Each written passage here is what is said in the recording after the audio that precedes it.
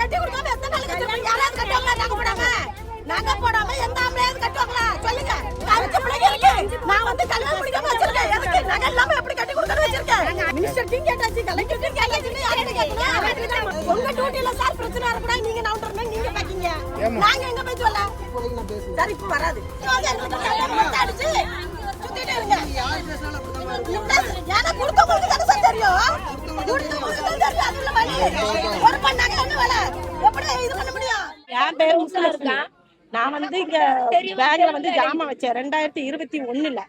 அதுக்கப்புறம் கவர்மெண்ட்ல இருந்து இந்த விவசாயம் தள்ளுபடின்னு சொல்லிட்டு தள்ளுபடி ஆயிட்டேன். நகை என்கிட்ட வந்து சொன்னாங்க, உங்க நகை தள்ளுபடி ஆயிட்டு தந்துருவோம் அப்படின்னு சொல்லி சொன்னாங்க. ஃபார்ம் எல்லாம் கொடுத்தாங்க. அதுக்கப்புறம் என்ன சொன்னாங்க, போன் பண்ணுவோம், நீங்க வந்து நகையை வாங்கிட்டு போங்கன்னு சொன்னாங்க.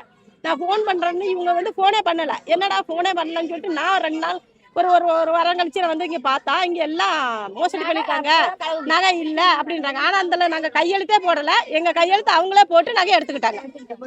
நாங்க இதுல வந்து தூத்துக்குடியில போய் நான் ஒரு 4-5 நேரம் கொடுத்தாச்சு. மினிஸ்டரை வந்து மந்திரியை வந்து மறிச்சாச்சு. ஆனா யாருமே எந்த இதுலயே கொடுக்க மாட்டேங்கிறாங்க. யாரு கொஞ்சம் பெரிய ஆள் வந்து கொஞ்சம் பிடிச்சு மென்ன போறாங்களோ அவங்களுக்கு மட்டும் கொடுத்து ஒதுக்கிட்டாங்க. கஷ்டப்பட்ட யாருக்கு எங்களுக்கு எல்லாம் கொடுக்கல.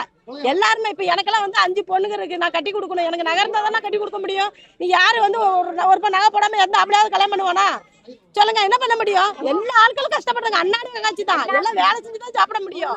இனி எங்களுக்கு நகை என்னைக்கு தாரன்னு சொல்லணும். இல்லையா அந்த பேங்க திறக்க கூடாது. நான் ஒன்னும் என்னால முடிஞ்சதை நான் பண்ணிட்டு தான் இருக்கேன். ஆனா எத்தனை 5-6 வருஷம் ஆயிட்டு இன்னமும் பண்ணிட்டு இருக்கேன்னா என்ன பண்ண முடியும்? இனி அடுத்த ஆட்சி வந்துச்சுன்னா அவங்க சொல்லுவாங்க, எங்க ஆட்சியில நடக்கல, அந்த ஆட்சியில நடந்துச்சுப்பாங்க.